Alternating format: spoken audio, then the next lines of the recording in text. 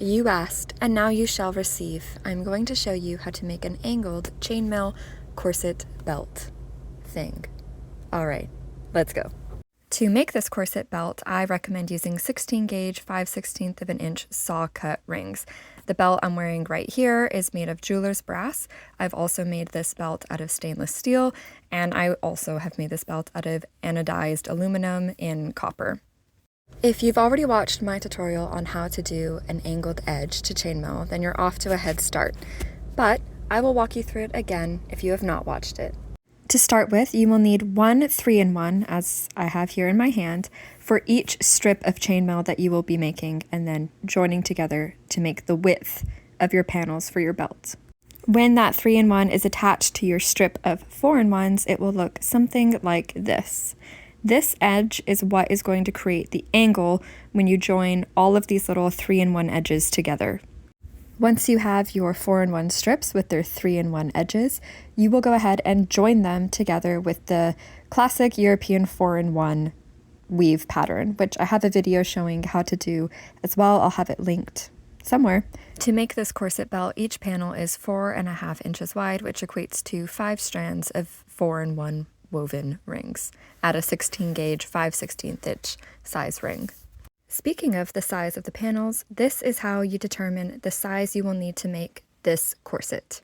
Because this is a corset style belt, we are going to want to make the actual corset belt about 1 to 2 inches smaller than our natural waist because we want to be able to do some cinching. Because of this, your shortest strand, aka the top strand on each panel, should be 1 to 2 inches smaller than half of your natural waist measurement. So for example, my natural waist is 26 inches.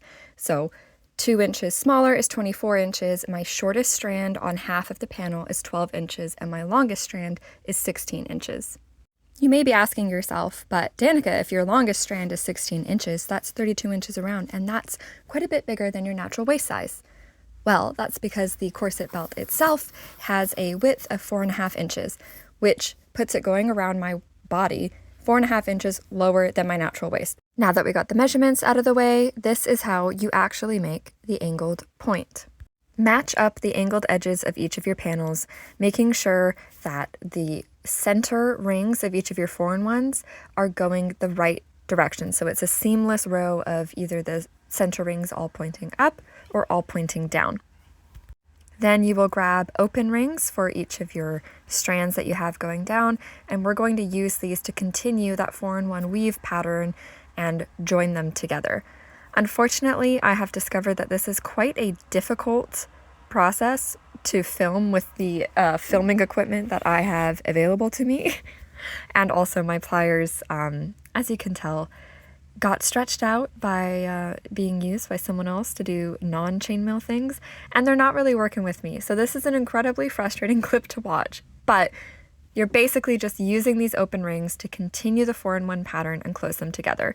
I used a different color ring on this example to show you so you can see better how this open ring is really just a continuation of that existing pattern within these two panels. I will let you watch me continue to join a couple more of these rows together with that different color ring, which hopefully makes it a little more obvious what I'm doing.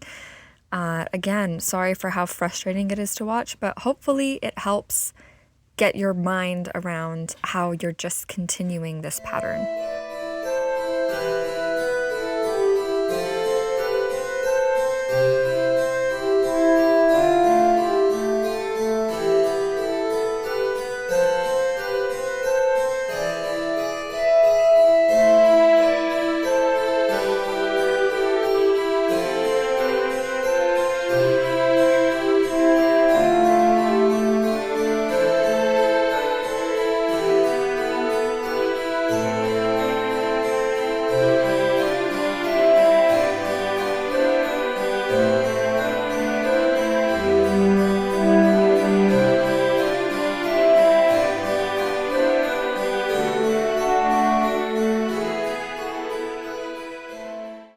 Hopefully that was helpful to watch. If it's not, I also took out all of those stainless steel rings and then filmed myself doing that whole thing again, but with the correct color rings.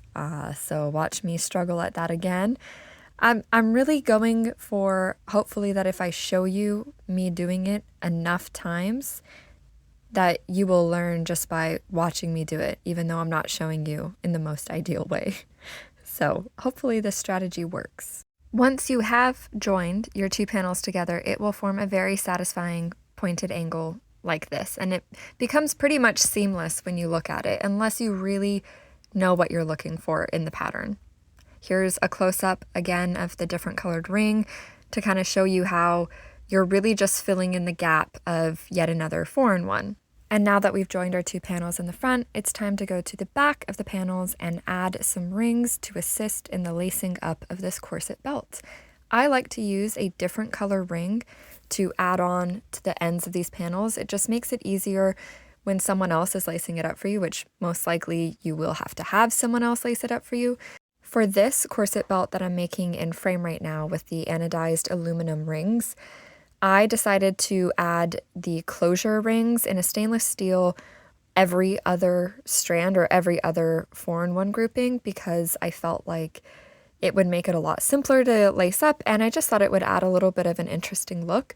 On my stainless steel and on my brass corset belts, I added a stainless steel on the brass and a brass on the stainless steel.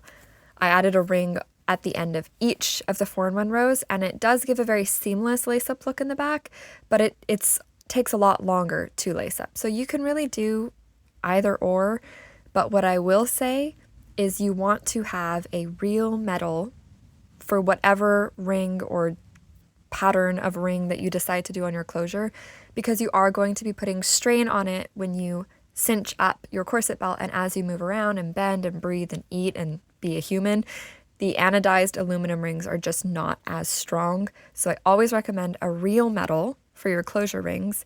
And also, you want to be very, very finicky and particular that you fully close these rings shut. Otherwise, if you're lacing up with a thin ribbon, it will slip through even the smallest of opening on a ring.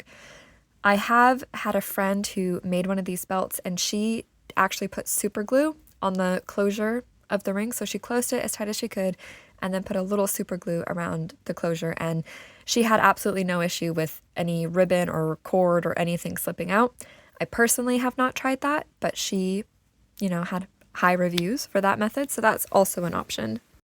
And that is what it looks like with your closure rings. I've talked about making this belt with anodized aluminum and with real metals. This is a quick difference between the two.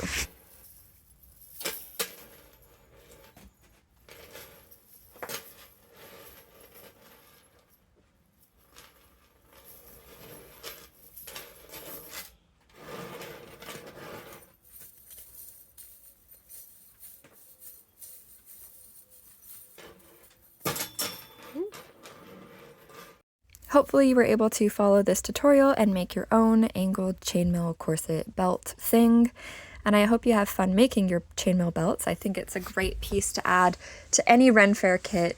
It's so versatile, and it's actually such a simple piece to make, a really beginner-friendly chainmail project. So happy chainmailing, and I'll see you next time.